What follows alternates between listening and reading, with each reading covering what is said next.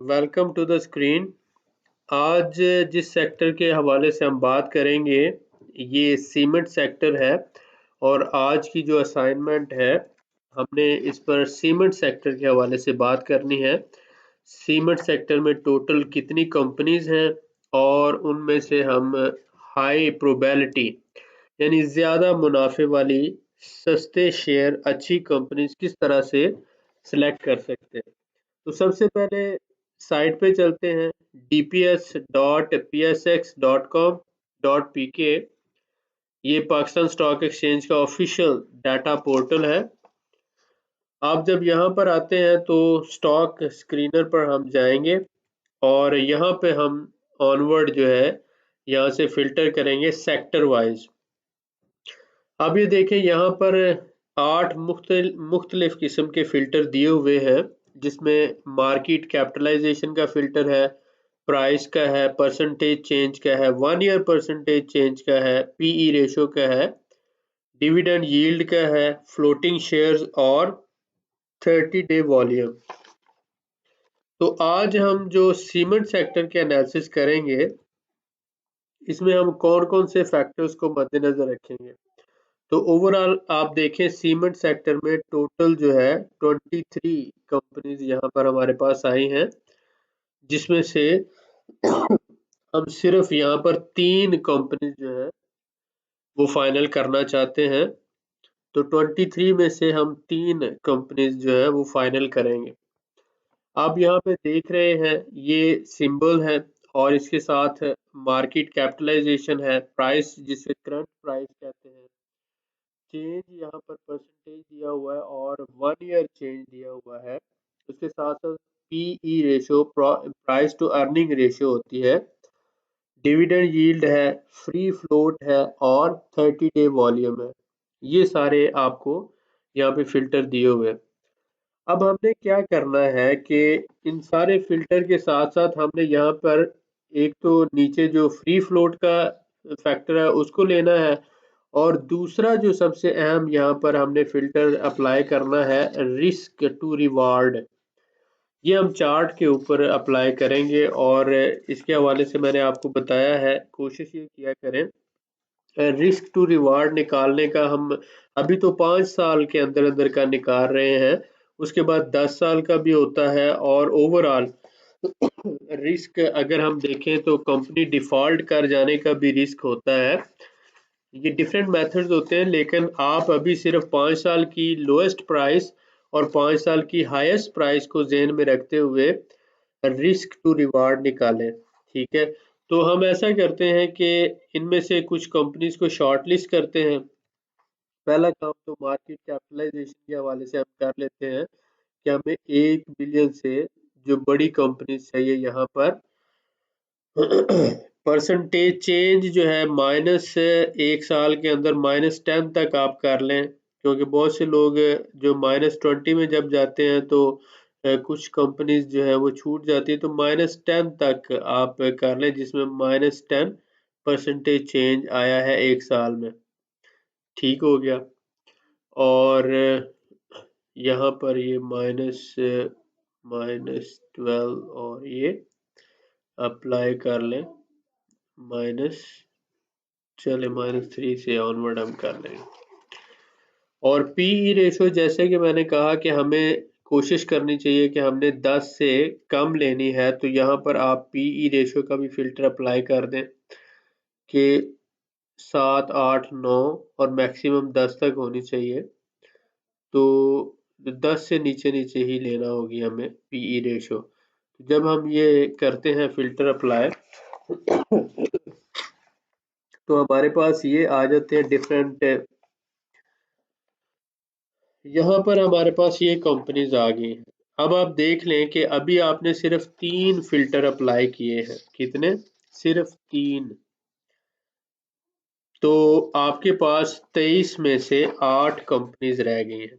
23 में से 8 कंपनीज रह गई हैं।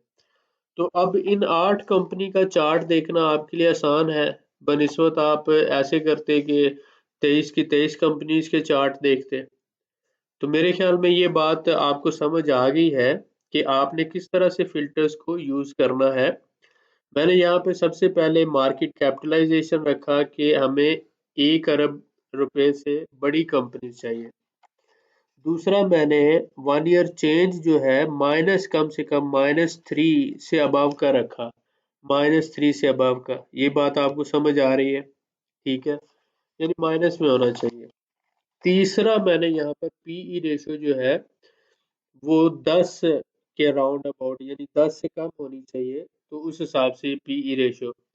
तो मार्केट कैपिटलाइजेशन, 1 ईयर चेंज और पीई रेशो का फिल्टर मैंने 3 अप्लाई करके 30 में से मैंने यहाँ पे कंपनीज कितनी निकाल ली है? 8। ठीक हो गया। अब मुझे सिर्फ इन 8 कंपनीज के ही यहाँ पर देखना पड़ेंगे सारे चार्ट्स, जिसमें से मुझे अंदाजा हो जाएगा कि मुझे कौन सी 3 कंपनीज लेनी है। ठीक है। एक तो इसमें एमएलएफ है, मैं आप कॉपी पेन ले लें और इनको लिख लें। दूसरा इसमें है एफसीसीएल है। तीसरा इसी तरह से पीआईओसी है और डीजीकेसी है और इसके बाद फिर डीसीएल है। ठीक है, इसके बाद फिर हमारे पास डीसीएल आ जाता है। ठीक है, और डीसीएल के बाद हमारे पास है कोहाट सीमेंट। ठीक है, और इसके बाद कोहाट के बाद है गरीबवाल। ठीक हो गया, GWLC, और इसके बाद BWLC है। ठीक है, तो ये हमारे पास टोटल 8 कंपनीज हो गई।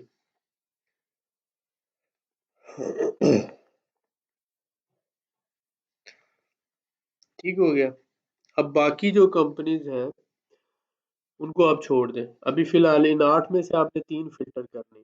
ओके, अब पहला काम ये करें, आप देख रहे हैं यहाँ पर कि पीई रेशो सब की आप 6, 6, 8, 7, 8 और 6 और 7, यानी पीई रेशो से मुराद मैंने आपको मल्टीपल टाइम बताया है कि मार्केट प्राइस जो होती है उसको पी बोलते हैं और अर्निंग जो होती है उसको ई बोलते हैं। तो जब पी को जब ई से डिवाइड करें तो जो रेशो आती है वो आपके सामने 6। तो इससे मुराद ये होता है कि जो आज पैसा आप लगाओगे इस कंपनी में, ये आज इस हिसाब से कमाई कर रही है कि आपका 6 साल में वो सारा पैसा रिटर्न कर देगी। अगर यहाँ पर 6 की बजाय 16 होता तो इसका मतलब है जो पैसा लगाओगे वो 16 साल में रिटर्न होगा। तो हर बंदा चाहता है कि उसे जल्दी से जल्दी रिटर्न मिले। ठीक है, तो इसलिए 10 से कम होना चाहिए।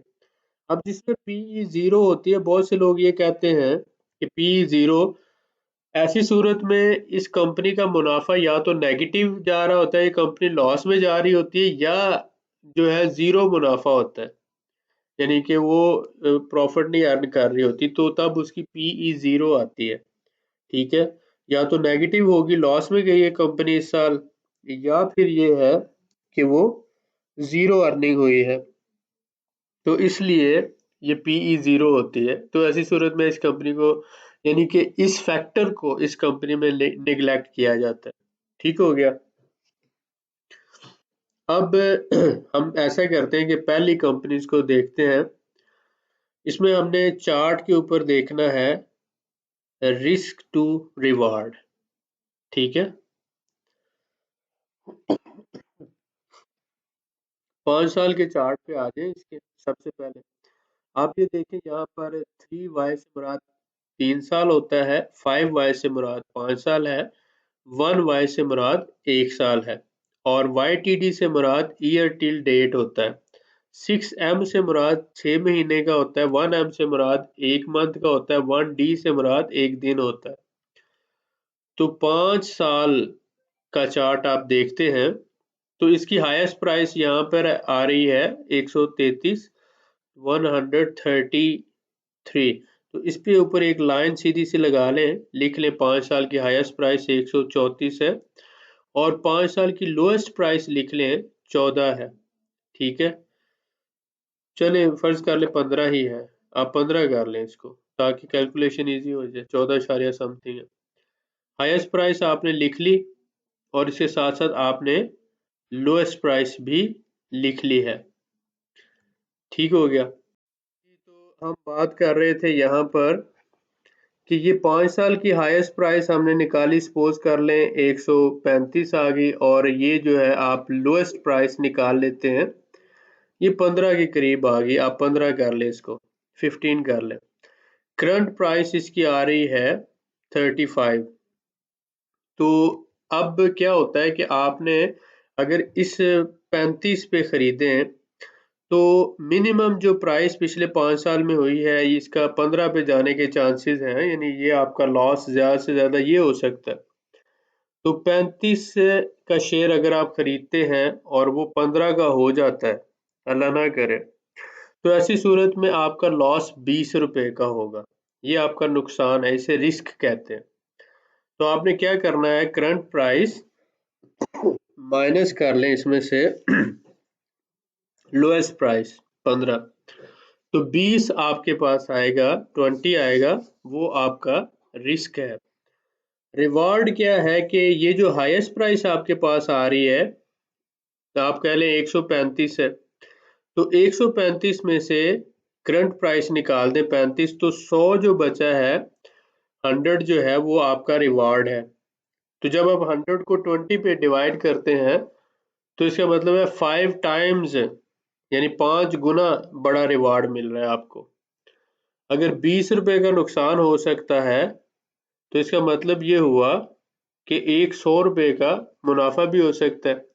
तो ये जो रिस्क और रिवार्ड की रेशो बनती है, ये 1:5 की रेशो बनती है। तो इसे आप लिख लें कि 1:5 की रेशो है, और अगर हम यहाँ पे शेयर खरीदते हैं तो हमें इतना मुनाफा हो सकता है, पोटेंशियल प्रॉफिट, और ये आपकी लॉन्ग टर्म इन्वेस्टमेंट है, 2 साल के लिए, 5 साल के लिए। इसका आप देखें पीई रेशो बहुत मुनासिब है, 6 यानी आ रहा है।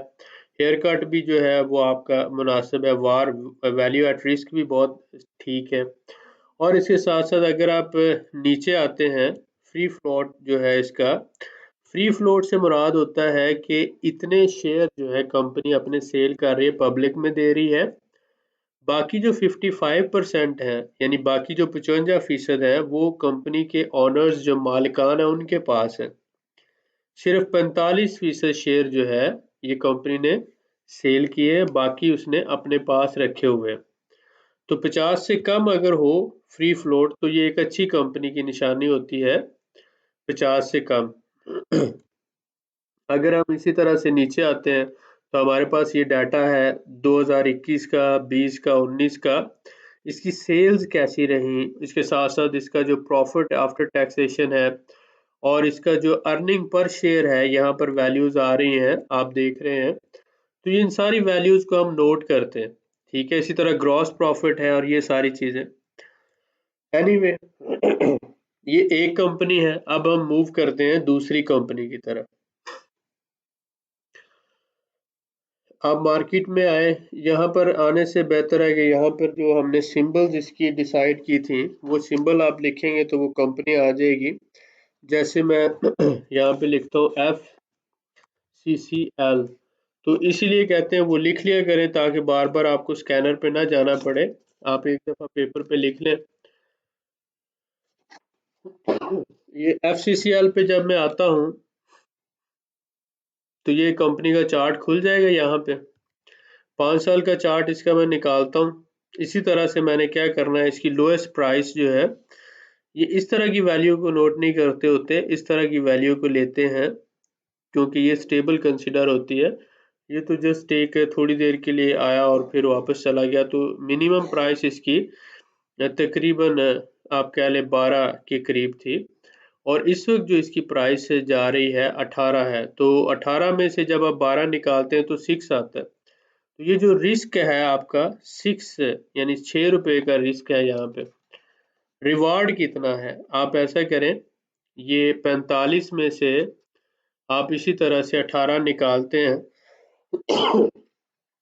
तो आपके पास 45 माइनस 18 करें तो क्या वैल्यू आएगी, 45 माइनस 18, 27 आएगा आपके पास, ठीक है। अब 27 को जब आप 6 पे डिवाइड करते हैं तो ये आपके पास वैल्यू आती है 27 डिवाइडेड बाय 6 4.5। तो इसका मतलब ये हुआ कि अगर आपका रिस्क 6 यहाँ पर 6 रुपए का आ रहा था तो रिवार्ड आपको 27 का मिल रहा है, यानी 4.5 गुना ज्यादा, 450% इसे हम कहते हैं, 4.5 गुना या 4.5 टाइम्स आप कह सकते हैं। तो इतना अच्छा रिवार्ड आपको इसमें मिल रहा है, तो ये एक अच्छी इन्वेस्टमेंट है। इसके साथ साथ हम देखते हैं कि इसकी पीई रेशो भी बहुत मुनासिब है, और अगर हम फ्री फ्लोट को देखते हैं तो ये 55% है, यानी हमारी जो रिक्वायरमेंट है उससे 5% ज़्यादा है, लेकिन कोई इतना रिस्की नहीं है। यानी 70% तक अगर आप चले जाते हैं तो कोई बात नहीं होती, लेकिन आइडियल सूरत हाल और होती है, वो मैंने कहा 50 से कम हो तो बहुत अच्छा है, लेकिन 55 भी है तो कंप्रोमाइज़ किया जा सकता है, कोई ऐसा इशू नहीं अगर बाकी सारे फैक्टर अच्छे हैं, ठीक है। तो इस हवाले से हम दूसरा इस कंपनी को भी चूज कर सकते हैं, ये अच्छा हमें रिस्क टू रिवार्ड दे रही है। इसके बाद हम नेक्स्ट देखते हैं, डीजी केसी को कर लेते हैं, तीसरा हम उसको करते हैं और उसके बाद फिर बाकियों को देखेंगे। डीजी खान सीमेंट जो है, जब आप इसको देखते हैं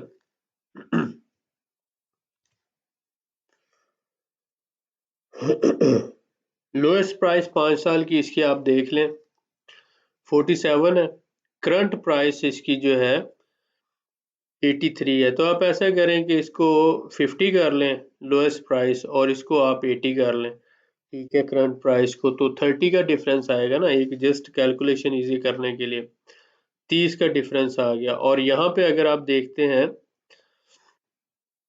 तो ये 242 है, 242।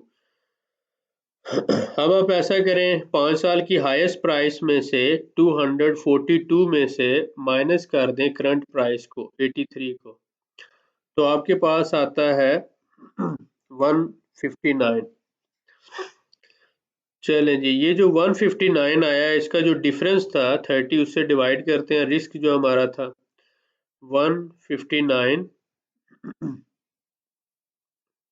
डिवाइडेड बाय, आप कर लें जो रिस्क था इसका 30, 5.3 आ रहा है, चले 5 ही कर लें आप। यानी रिस्क टू रिवार्ड जो है, रिस्क अगर हमारे पास 30 का आ रहा है तो रिवार्ड हमें 160 का तकरीबन मिल रहा है, तो 1:5 की रेशो आ रही है। तो ये भी एक अच्छी कंपनी है, ठीक है, तो हम इसको चूज कर सकते हैं। पी रेशो भी मुनासिब है, 10 से कम है, यानी 7 पॉइंट समथिंग है, और इसके साथ साथ फ्री फ्लोट भी इसका 50 है, आइडियल है, 50 या 50 से कम होना चाहिए। बाकी भी फैक्टर्स जो है, और ब्रांड भी अच्छा है डीजी खान सीमेंट का, ओवरऑल एक अच्छी कंपनी। अभी तक जो 3 कंपनीज हमने फाइनल की हैं, आप ये देख लें, मैपल लीफ है, फौजी सीमेंट है, और उसके साथ साथ डीजी खान सीमेंट है। ये 3 कंपनीज हमने फाइनल की हैं जिनमें आप इन्वेस्टमेंट कर सकते हैं, ठीक है। अब बात करते हैं कि बाकी कंपनीज को हमने क्यों नहीं लिया, ठीक है। एक तो रिस्क टू रिवार्ड रेशो है, उस हिसाब से आप देख लें, और इसी सेक्टर के अंदर चले हम पायनियर को भी देख लेते हैं, PIOC पायनियर सीमेंट को भी देख लेते हैं कि ये क्या कहते हैं, इसका रिस्क टू रिवार्ड कैसा निकल रहा है। माशाल्लाह जब आप चार्ट देखते हैं तो आपको पहले अंदाजा हो गया है कि ये अगर यहाँ पे बाय करेंगे तो इतना ज्यादा नीचे आएगा, तो इसका मतलब है इसका रिस्क टू रिवार्ड आपके सामने ही है, ये 1:1 भी नहीं निकलना बल्कि इससे भी कम निकलेगा। तो मेरे ख्याल में इसको निकालने की जरूरत ही नहीं है, ये पहले हाईएस्ट प्राइस पे है और इस प्राइस पे हमें सूट नहीं करता, रहने देते हैं इसको, ठीक है, इस पे टाइम नहीं जाया करते। और इसके बाद जो हमारे पास एक और कंपनी बची थी DCL वाली, इसी के अंदर उसको भी चेक कर लेते हैं। DCL को भी, DCL दीवान सीमेंट लिमिटेड जो है, ये क्या कहती है? दीवान सीमेंट लिमिटेड ये आप देखें कि यहाँ पे अगर हम देखते हैं 5 के करीब है और इस वक्त जो है 7 का है शेयर। और यहाँ पर जो हाईएस्ट प्राइस इसकी आई है ये 38 है। ओवरऑल इसकी जो परफॉर्मेंस है ज़्यादातर टाइम ये नीचे ही रही है और फिर थोड़ी ऊपर गई है। ये जो इस तरह का इसका शार्प नीचे आना और फिर शार्प ऊपर जाना और फिर इस तरह से नीचे आ जाना, ये जो है ये मामला गड़बड़ है। इससे मुराद ये है कि मोनोपोली इसमें हो सकती है। तो जितनी तेजी से नीचे आया फिर उतनी ही तेजी से ऊपर चला गया और फिर उतनी तेजी से दोबारा नीचे आ गया, तो ये मोनोपोली की अलामत होती है। प्राइस को जो है हैक करके मूव किया गया है, लिहाजा इसलिए इसको एक तो पी रेशो आप देख रहे हैं वो नेगेटिव है और आप इसको छोड़ दें, लिहाजा मैं तो इसको प्रेफर नहीं करूँगा। जब चार्ट को इस तरह से नज़र आ रहा हो और बाकी फैक्टर्स भी कुछ सपोर्टिंग ना हो तो बेटर है इसको लीव कर दिया जाए। जब इससे अच्छी कंपनीज हमारे पास मौजूद हैं तो इस पे वक्त ज़ाया करने की क्या ज़रूरत है। अब इसके बाद हम देखते हैं कि हमने बाकी कंपनीज को क्यों नहीं लिया। मैं थोड़ा सा एग्जांपल के तौर पर आपके सामने, जैसे चिराट सीमेंट है, अगर आप इसको देखेंगे इसके चार्ट को तो आपको थोड़ा आइडिया हो जाएगा कि इसको हमने क्यों नहीं लिया। ऐसे स्टूडेंट्स के लिए जो ये कहते हैं कि मसलन बाकी कंपनीज को हम क्यों नहीं चूज करते, जो हमारा फार्मूला है 5 साल की हाईएस्ट वैल्यू, फिर 5 साल की लोएस्ट वैल्यू और फिर करंट प्राइस। तो आप देख रहे हैं ये तो पहले ही पीक के पास है, यानी इसकी जो अगर आप निकालेंगे वैल्यू तो वो सूटेबल नहीं निकलेगी, लिहाजा ये पहले ही हाईएस्ट प्राइस पे। अगर ये होता यहाँ पे नीचे इधर कहीं, यानी कि ये 50 रुपए के करीब होता है ये शेयर, तो हम खरीदते इसको। लेकिन ये 152 का है, पहले बहुत महंगा है, लिहाजा इसलिए आप देख रहे हैं चार्ट से आपको अंदाजा हो जाता है कि ये पहले ही बहुत हाई प्राइस पे है। इसको हम बोलते हैं सेल जोन के अंदर है, यानी ये ऊपर एक लाइन लगाते हैं और एक सबसे नीचे लाइन लगाते हैं और एक सेंटर में लाइन लगाते हैं। तो जो सेंटर में लाइन लगाते हैं उससे नीचे जब प्राइस होती है तो वो बाय जोन हम कंसिडर करते हैं, और सेंटर की लाइन से ऊपर जब प्राइस होती है तो उसको हम सेल जोन कंसिडर करते हैं। यानी कि जब भी सेंटर लाइन से नीचे प्राइस आएगी तो हम कहते हैं कि अब इस कंपनी को खरीदा जा सकता है। जैसे जैसे नीचे आती जाएगी वो वैसे वैसे बहुत अच्छी कंपनी होती जाएगी। जैसे जैसे उस सेंटर लाइन से ऊपर जाती जाएगी वैसे वैसे हम कहते हैं कि इसको जितनी जल्दी हो सके बेच दो। इसको हम सेल जोन बोलते हैं। तो हमारे हिसाब से ये जो सेंटर लाइन है, इस सेंटर लाइन से ये ऊपर है, से आपने 3 लाइनें लगाना होती हैं। वैसे 5 लाइनों का हमारा फार्मूला, अगर आपने वो वीडियो देखी है तो उस फार्मूला को जब आप अप्लाई करेंगे तो आपको सेल जोन और बाय जोन का आइडिया हो जाएगा। नहीं देखी तो वैसे मैं आपको बता रहा हूँ कि एक सबसे ऊपर लाइन लगा दें, एक सबसे नीचे लगा दें, एक सेंटर में लगा दें। सेंटर वाली लाइन से अगर ऊपर प्राइस हो तो वो सेल जोन में होती है और अगर नीचे हो तो उसको हम बाय जोन में कहते हैं। सिंपलिसिटी के लिए बता रहा हूँ, बाकी आहिस्ता आहिस्ता आपको कवर हो जाएगा।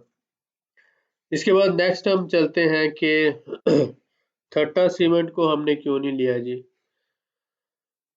THCCL जो है हमारे पास, ये थट्टा सीमेंट, इसको देख लेते हैं कि इन भाई साहब को हमने क्यों नहीं लिया। तो हमें पता चला कि ये जो इसकी हाईएस्ट प्राइस थी यहाँ पर, ये उससे ऊपर निकली हुई है और एवरेज प्राइस से थोड़ा ऊपर है। तो ये भी हमारे हिसाब से 1 to 1 रिस्क टू रिवार्ड निकालती है, तो इसको भी हमने इसीलिए चार्ट को देखते ही हमने इसको इग्नोर कर दिया कि ये जब हमारे पास इससे अच्छी कंपनीज मौजूद हैं तो हम क्यों इस कंपनी के शेयर खरीदें। जब हम आए कोहाट सीमेंट की तरफ, तो हमें पता चला कि ये कोहार्ट भी सेल जोन के अंदर हमारे हिसाब से, अगर हम यहाँ से नीचे आए तो हमें पता चलेगा ये तो बहुत ज़्यादा फासला हमें तय करना पड़ेगा। और अगर हम इस वक्त यहाँ पे शेयर खरीद लेते हैं तो ये यहाँ तक आते-आते हमारी काफ़ी रकम ज़ाया हो जाएगी। जिन लोगों का स्टॉक एक्सचेंज के अंदर नुकसान होता है, इसी वजह से होता है कि वो इस प्राइस पे मसलन ये हाई ज़ोन पे शेयर खरीद लेते हैं। जब यहाँ पे खरीदते हैं तो आपको पता है यहाँ तक का फासला तय करते-करते उनके पैसे कितने ज़्यादा ज़ाया हो जाएँगे। तो इसलिए वो बेचारे ब्रोकर के कहने पर यहाँ पे शेयर खरीद लेते हैं सारे ज़ोन के अंदर। किसी ने यहाँ पे खरीदे, किसी ने यहाँ पे, किसी ने ऊपर, किसी ने यहाँ पे, किसी ने यहाँ पे। और जब ये अब नीचे आएँगे, यहाँ पे शेयर आएँगे इस प्राइस के आस-पास या यहाँ पे, तो इन लोगों का नुकसान होगा। तो इसलिए हमेशा सीख कर, समझ कर शेयर खरीदने चाहिए। तो ये भी कंपनी हमारे लिए सूटेबल नहीं है। अभी इस पे अगर प्राइस नीचे आ जाएगी यहाँ पर तो हम फिर खरीद लेंगे। अब लास्ट कंपनी हम देख लेते हैं लकी सीमेंट को, तो उसको हम क्यों नहीं खरीद रहे। लकी सीमेंट का भी जो है यही फैक्टर होगा ऑलमोस्ट, कि देख लें यहाँ पर भी ये लोएस्ट प्राइस ये है और ये इससे ऊपर है, और हमारे हिसाब से जो है ये सूटेबल नहीं है, क्योंकि रिस्क टू रिवार्ड जो है ये अगर इसका देखें तो 1 से भी आप देख लें कम आएगा। तो इसलिए जो बहुत ज़्यादा फैक्टर्स के अंदर रिस्क टू रिवार्ड और सेल ज़ोन और बाय ज़ोन का रोल प्ले होगा, और यहाँ पर इसके साथ-साथ पी रेशियो भी जो है इसकी इतनी अच्छी नहीं है। तो इन कंपनीज़ को हमने इसलिए नहीं खरीदा। जैसे मैंने आपको बताया कि ये जो चिराट सीमेंट है, थट्टा सीमेंट है, कोहाट सीमेंट है, लकी है, ये हमारे लिए सूटेबल इन्वेस्टमेंट नहीं थी। इसीलिए हम ये कहते हैं कि आप पहले सीखें, समझें और उसके बाद इन्वेस्टमेंट करें, ताकि आपका पैसा ज़ाया ना हो। तो उम्मीद है कि आज की इस वीडियो से कुछ सीखने का मौका मिला होगा। मैपल लीफ हमारे लिए अच्छी थी कंपनी, फौजी सीमेंट अच्छी थी कंपनी, और डीजी डीजी खान जो था हमारे पास, ये 3 कंपनीज़ हमारे लिए अच्छी थी आज की हमारी चॉइस के हिसाब से, जिनको हमने यहाँ पे फ़िल्टर किया था। और सीमेंट सेक्टर के अंदर हमने आकर यहाँ पे छोटा सा एक फ़िल्टर अप्लाई किया था, और फ़िल्टर अप्लाई करने के बाद हमने देखा था कि हमारे पास ये कंपनीज़ फ़िल्टर होके ऊपर आ गई थी। पी रेशियो का फ़िल्टर अप्लाई किया था हमने, ठीक है। 3 फ़िल्टर हमने अप्लाई किए थे, जिससे हमें काफ़ी ये 1.7 बिलियन का, ये -5 और ये -14, और यहाँ पर जब हमने नीचे देखा तो 8 कंपनीज़ आ गई थी, जिनमें से मैपल लीफ हमारे लिए अच्छी थी। उसके बाद दूसरी फौजी सीमेंट अच्छी थी। तीसरी हमारे पास जो है डीजी खान सीमेंट अच्छी थी। इन 3 कंपनीज़ के अलावा बाकी कंपनीज़ में हमें इतना स्कोप नज़र नहीं आया। इसलिए हमने अपनी जो इन्वेस्टमेंट है सिर्फ़ इन 3 कंपनीज़ में ही डिवाइड करनी है। एक सेक्टर की कंपनीज़ को इसी सेक्टर के साथ कंपेयर करना है, डाइवर्सिफ़िकेशन करनी है, मेरे लिए दुआ करनी है, और खुद अपने आप को चेंज करने के लिए मेहनत करनी है। सीखना है, समझना है, सब्र से चलना है, हौसले से चलना है, और इंशाअल्लाह ताला कामयाब होना है हमें इंशाअल्लाह। दुआ में याद रखें। मिलते हैं नेक्स्ट वीडियो में। बहुत शुक्रिया।